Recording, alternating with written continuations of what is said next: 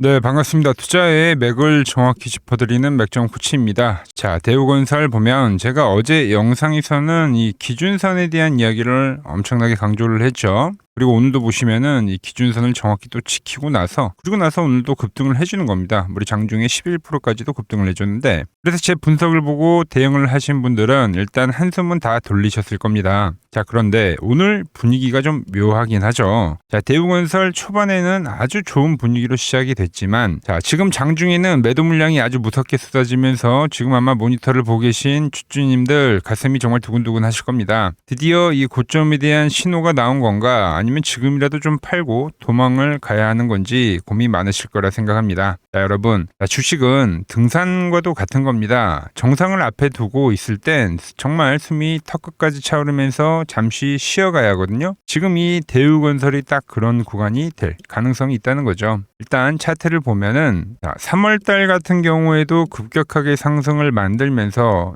21이동 평균선과 이격을 발생시키면서 기간 조정을 만들었단 말이에요. 지금도 이제 급격한 상승을 지속적으로 만들면서 이 20일 이동 평균선과 이제 이격이 제법 나오는 구간입니다. 즉, 주가라는 거는 이 이동 평균선에서 이격이 벌어지면 회귀를 하는 성질이 있죠. 그러니까 회귀 법칙이란 게 있어요. 회귀 법칙.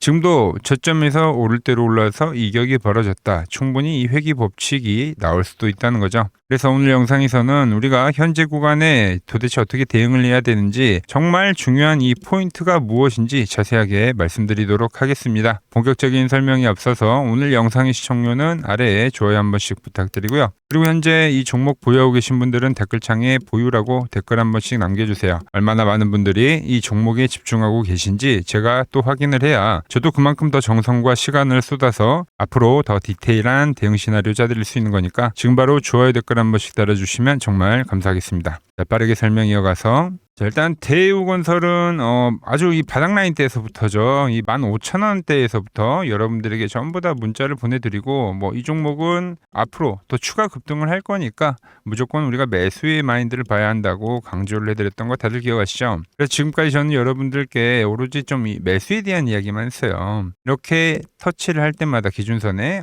상승에 대한 이야기를 계속적으로 했죠. 제 말 믿고 따라오신 분들은 지금 수익 아주 든든하실 겁니다. 그런데 오늘은 제가 좀 다른 이야기를 하려고 합니다. 자, 기분 좋다고 웃고만 있을 때는 아니라는 거죠. 자, 지금 이 건설주 전체적인 분위기를 먼저 좀 체크를 해보면, 자, 먼저 GS건설입니다. 지금 보면은 일정한 이 고점대를 시원하게 뚫어주지는 못하고 지금 머뭇거리고 있는 거죠, 여러분들.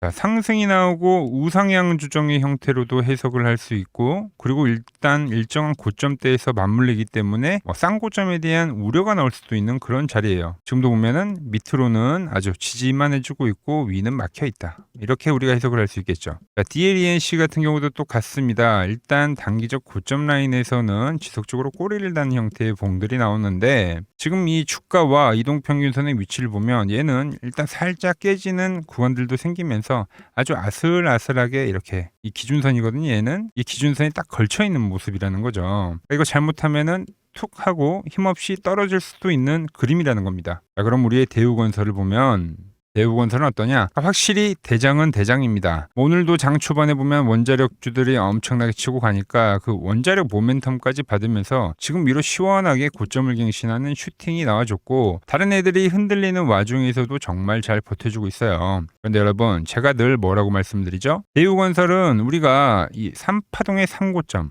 그죠? 3파동이 시작이 됐는데 그 안에서 소파동으로 3번의 지금 상승이 나오는, 즉 과일로 치닫는 파동인 건 분명하다고 계속 말씀드리죠. 그리고 어제 제가 이야기하기를 이렇게 좀 고점 라인에서 머뭇거리는 구간, 이런 구간은 좀 조심을 하자고 했습니다. 이런 구간들은 보통 세력들이 소위 말하는 이 개미꼬시기에 대한 자리가 될 수도 있다는 거죠. 어제는 지지를 하면서 여러분들에게 이 안도감을 분명히 심어줬고요. 그리고 오늘은 또 강하게 치고 올리면서, 그러니까 나는 아직 죽지 않았다, 힘을 가시하는 이 강도감 역시도 전달을 해준 거예요. 어제 이야기했던 그 감정 두 개 전부 다 느끼신 거 맞죠? 즉 이렇게 빠질 듯 말 듯 정말 사람 마음을 흔들면서 이렇게 고점에 머물게 만드는 겁니다. 물론 여러분들, 기준선이 아직 깨진 건 아니죠. 또 지키고 치고 올라갈 수도 있어요, 여러분들. 근데 주가가 바닥 라인대에서 오르면 오를수록 아시겠어요? 점점 이 기준선이 깨질 확률 역시도 같이 오른다는 겁니다. 그러니까 결국 지금 뭐 건설주들 뭐 대우건설 얘네들이 더 가냐 마느냐 이런 거 점치는 게 뭐 크게 의미는 없다는 거예요. 지금은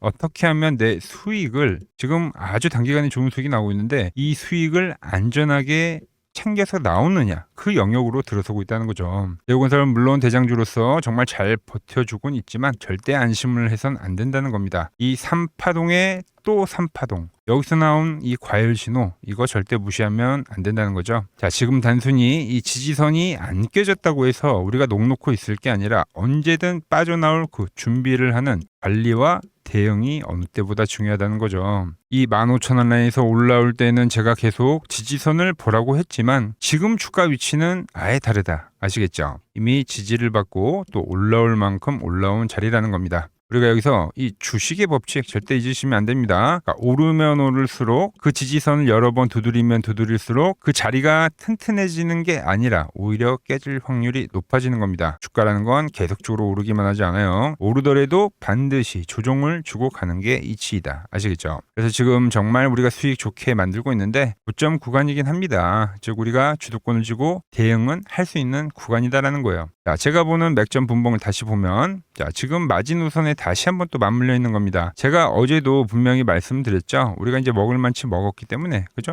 이 마지노선이 깨지면 그때는 우리가 뒤도 돌아보지 않고 일단 튀어야 된다. 다들 기억하시죠? 이렇게 지지선이 딱 맞물려 있는 것 자체가 이제 바로 이 변곡점을 뜻하는 건데 이 위로 갈 힘이 지금도 뭐 유지를 하고 있지만 그게 없으면은 분명히 바로 아래로 터져버리는 겁니다. 그런 자리라는 거죠. 정신 바짝 차리고 대응을 하셔야 된다. 자, 그래서 내일 만약 제가 말씀드린 대로 시가부터 좀 힘이 없이 이탈을 하는 신호가 발생한다. 그때는 이 대우건설 무조건 피하셔야 합니다. 물론 제가 보는 이 맥점 분봉에서 가장 먼저 그 신호가 나올 테니까 그때 제가 누구보다 빠르게 문자를 보내드릴 겁니다. 하지만 여러분도 미리 알고 계셔야 한다는 거죠. 이 깨지는 흐름이 나오면 그때부터는 이 하락에 대한 전환의 강력한 신호가 될 수 있다는 겁니다. 혹시라도 내일 제가 우려하는 그 급락이 나오면 그 하락 고스란히 다 맞으면서 고통받지 마시고 미리 저랑 준비해서 안전하게 이 수익을 좀 챙기고 나오자는 거죠. 자, 그리고 물론 그 하락 역시 뭐 영원하진 않을 거예요. 또 뭐 내려가다 보면은 또 다시 뭐 의미 있는 자리에서 멈추기는 하겠죠.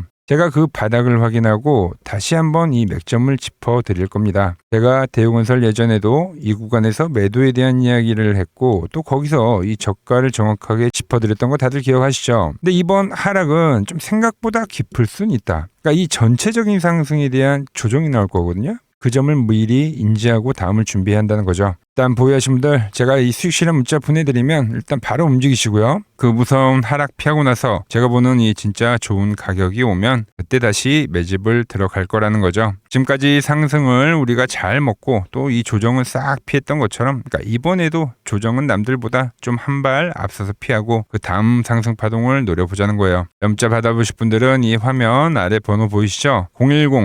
010-6518-5019로 맥점이라고 두 글자 남겨주시면 제가 여러분들 번호 다 저장을 해뒀다가 제가 매수를 하거나 그 매도를 할 때 여러분들에게도 똑같이 신호가 가게끔 설정을 해둘 겁니다. 제가 어떻게 매매를 하길래 그 고수들이 쟁쟁하던 이 키움증권 영웅전에서도 9등까지 할 수 있었는지 그냥 여러분들이 제 포지션을 보기만 하셔도 되고 왜 맥점 코치는 여기서는 매도를 이야기하고 여기서는 매수를 이야기를 했는데 지금 왜 다시 이 매도에 대한 이야기를 하고 있는지 이것만 참고해도 여러분들 거래에 정말 도움이 될 거다라는 거죠. 원래 이 키움증권 명예유 전당에 들어가면 이 상위 랭커들 매매 내역은 보통 하루나 이틀 뒤에 나오거든요. 그런데 저는 그걸 지금 실시간으로 보내드리겠다는 거죠. 도움받아 보실 분들은 이 아래 번호로 맥점이라고 두 글자 남겨주시면 됩니다. 자, 제가 지금 이 이론으로 지금 채널에 좋은 종목 소개를 많이 시켜드리고 있는데 한번 보고 오자고요. 플로봇을 보시면 어때요? 안 깨지죠? 모양 어때요? 안 깨집니다. 로보티지도 안 깨지죠. 오히려 제가 지금 더 사자고 말씀드리잖아요. 그죠? 그리고 최근에 뭐 잡아드렸어요? 필옵틱스. 정말 아쉬운 거는 뭐냐면은 제가 이 엑시콘이랑 오키스전자도 다 잡아드렸어요. 보시면은 그러니까 맥점에 닿는 애들은 제가 잡아드린다고 했잖아요. 돈이 되는 정보. 근데 다 잡아드렸는데 자 보세요. 자 지금 저희 채널 가보시면 맥점 코치 부품주라고 치면은 이렇게 된다니까요. 보통 요즘에 제가 잘 가는 뭐 에코프로나 그런 것들은 조회수 엄청 많이 나오는데 이 탑2를 찍어드렸는데 조회수가 죽어버리더라고. 근데 이런 거를 제가 문자로는 다 보내드린다는 겁니다. 뭐 한미반도체뿐만이 아니라 그때 이야기했던 게 뭐 저 영상 확인해 보시면 아시겠지만 엑시콘 최바닥일 때, 오킨스전자 최바닥일 때, 필옵틱스도 최바닥일 때 다 짚어드린 겁니다. 오늘은 제가 특별히 이 버블에 대한 이야기를 좀 추가적으로 해드리고 앞으로 어떤 종목을 봐야 하는지도 한번 살펴볼게요. 자, 지금과 똑같은 시장이 이제 86년도 그리고 이 2000년도에 한번 있었습니다. 86년도는 산업혁명이었고요. 2000년도는 여러분들이 다 아는 이 IT 버블이었죠. 그런데 전 지금 시장은 이 86년도와 가깝다 이렇게 보고 있는 겁니다. 이 86년도 시장을 돌아보면 이때는 이제 전자화 시대의 시작이었습니다. 그러면서 어떤 종목들이 갔냐면 지금과 같은 이 기술주들이 엄청나게 가고 그 뒤에 이 인프라 쪽 건설, 철강, 뭐 조선 이런 쪽이 엄청나게 갔죠. 그리고 당연히 저금리 구간이었기 때문에 은행주도 갔고 그 뒤에는 증시도 엄청나게 상승하니까 증권도 오르더라는 겁니다. 그리고 이때가 뭐였죠? 이 3저 호황기였죠. 뭐 저금리 저유가, 뭐 저달러. 자, 여기서 이제 딱 무릎을 치게 하는 거죠.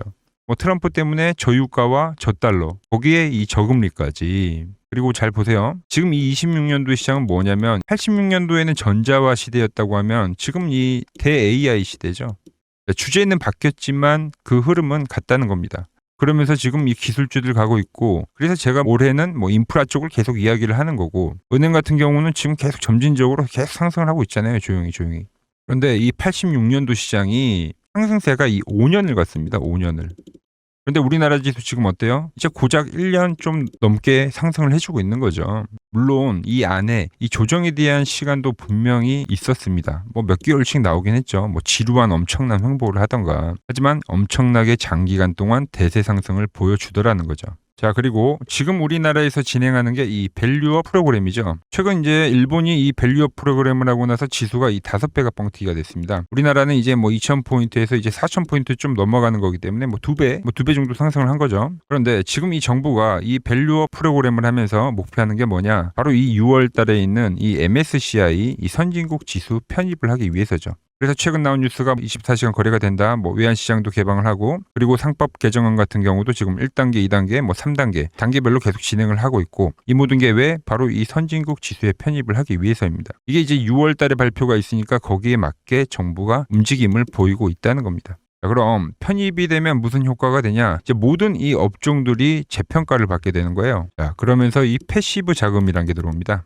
수십조의 자금이 들어오게 되는 거죠. 그리고 이 선진국에 편입이 되면 이 장기 투자 성향이 강한 이 글로벌 연기금까지도 들어와서 이 지수의 하방 경직이 또 생기는 거죠. 거기에 이제 코리아 디스카운트도 해소가 되는 거고요. 자, 그럼 이 자금들이 들어와서 어디로 가냐? 우선적으로 이 시총 상위 종목들을 사갑니다. 뭐 삼전이나 뭐 하이닉스가 대표적이고요. 물론 이 현대차, 뭐 바이오 쪽에서는 삼성 바이오로직스가 있겠죠. 그런데 이 종목들을 보면 이미 너무 많이 올라서 올라타기가 쉽지 않죠. 자, 하지만 걱정할 필요가 없습니다. 자, 그 다음 가는 업종을 저는 명확히 알고 있거든요. 이 다음으로 가는 종목은 바로 이 지주사입니다. 지주사.